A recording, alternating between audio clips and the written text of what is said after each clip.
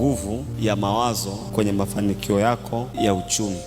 Mungu alikuwa na wazo kwanza, alafu akawa na share lile wazo. Alikuwa na share wazo na nani? Tunafahamu katika uumbaji alihusika Mungu Baba, alihusika Mungu Mwana, alihusika na Mungu Roho Mtakatifu. Kwa maana yake Mungu alikuwa na share idea na Mungu Baba na Mungu Mwana na Mungu Roho Mtakatifu.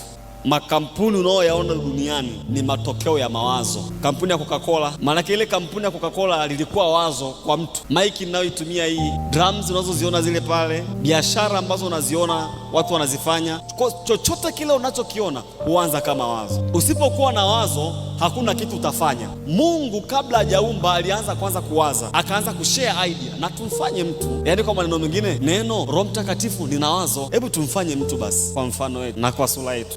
Kumbe sisi tumeumbwa kwa sura na mfano wa Mungu. Kama tumeumbwa kwa sura na mfano wa Mungu, lazima na sisi kabla tujafanya mambo tuanze kuwaza kwanza.